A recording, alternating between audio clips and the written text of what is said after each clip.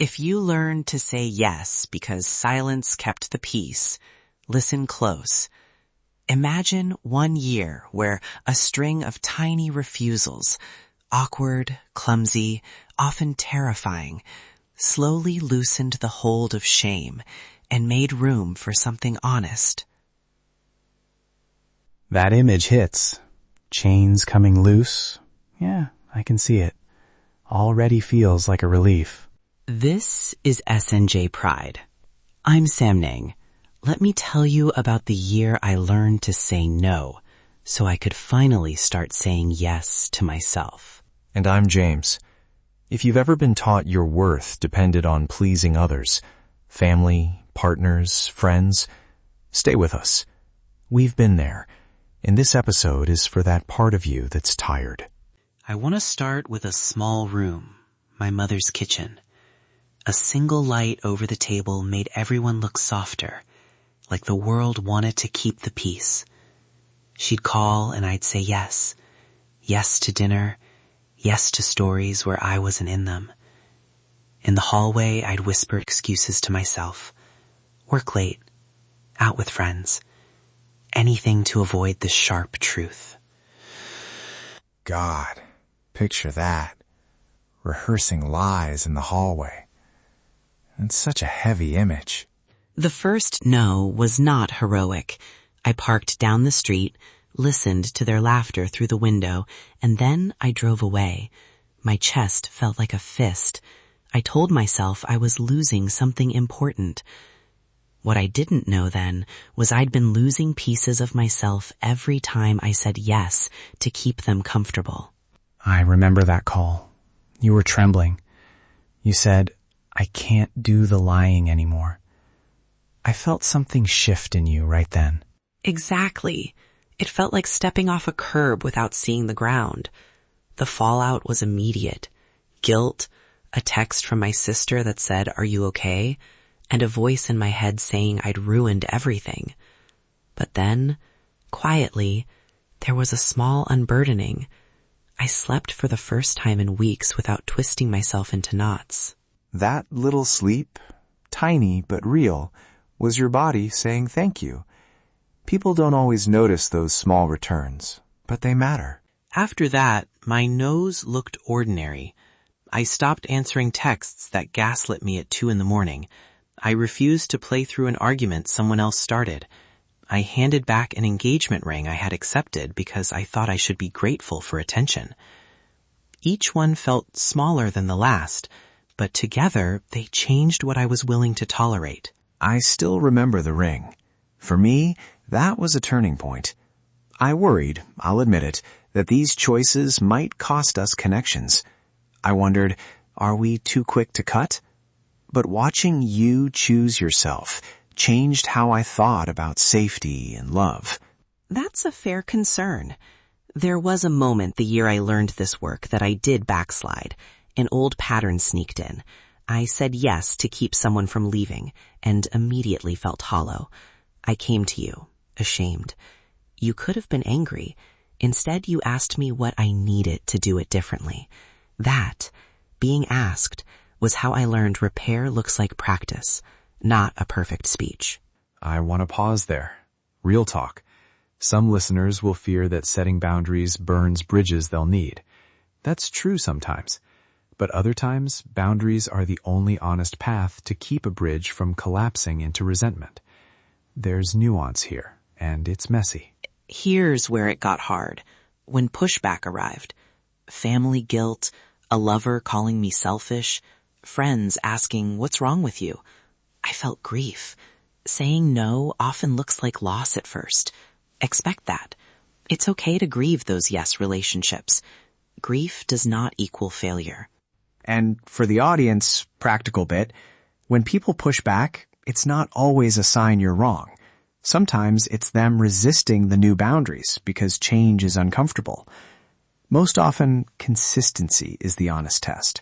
Do they meet you where you say you need to be met? Let me give you a scene. A lover texts, "If you loved me, you'd..." I wrote back 3 simple words. "I'm not ready." It felt like closing a metal shutter. defensive, final. He accused me of coldness. I felt exposed. But that sentence stopped me from walking into a future I didn't mean to enter. It kept me honest, and eventually it kept me available for something real, not performative. And the truth of it is, when you were ready to say that to me, later, you brought not just a no, but a map. What you'd been practicing, what you still needed. That specificity made it possible to build toward yes in a healthy way. From that year, 4 takeaways that changed how I live. 1. Start small. Practice a low-stakes no so your body learns it's allowed to hold a boundary. 2. Script simple lines. I can't do that, or I'm not comfortable. You don't need a novel. 3. Expect grief. Disappointment is part of boundary work. 4. Practice with low-risk people so you build the muscle for the bigger fights. And 3 scripts we give people. I won't be able to make that. Thank you for understanding. I can't do that right now. Can we find another way?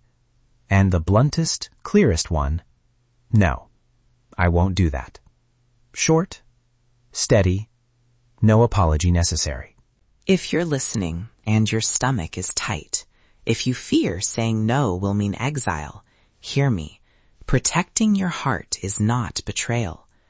I thought I owed people my peace for their comfort. I was wrong.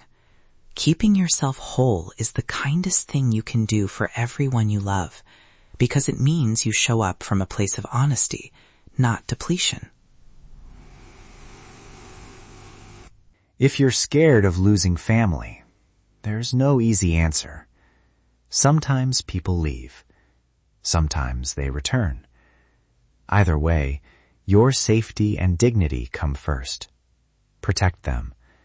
And it's okay to ask for help. Therapy, a trusted friend, a community group.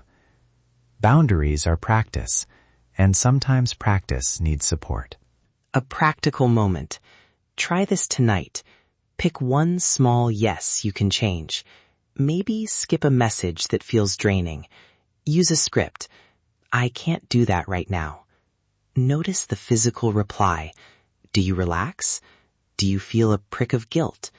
Sit with that. It tells you where your boundaries are thin and where you can get stronger. Quick friction moment. I'll be honest. Early on, I pushed you, thinking if you set boundaries too fast, we'd lose connection. I worried. You pushed back. You needed this at your pace. I had to learn to step back and listen. That tension taught me how to support rather than rescue. And that was important. Your stepping back gave me space to try and fail without performing for you. That's how trust grew, through small, imperfect attempts and consistent repair when we stumbled. We need to remind folks, we're not therapists. This is what worked for us, messy as it was. If you are dealing with trauma or feel unsafe, please reach out to a professional or a trusted support person. If one line should stay with you from this hour, let it be this. Boundaries are acts of love for yourself and for the people you actually want to keep. They clear the fog so the relationships that remain are honest and survivable. You're not being cruel. You're being honest. If this landed for you, help someone find it. Like, subscribe, and share. Drop a comment. What line stuck with you? Or if you're listening quietly, type I hear you. We read every message, and it helps others know they're not alone. Thank you for sitting with this. Saying no saved pieces of me I didn't know I'd lost. It made room for a love that could be honest, messy, and true. You're not alone. Keep practicing, even when your hands tremble. Take a breath. I hear you. You're not alone. This is S&J Pride.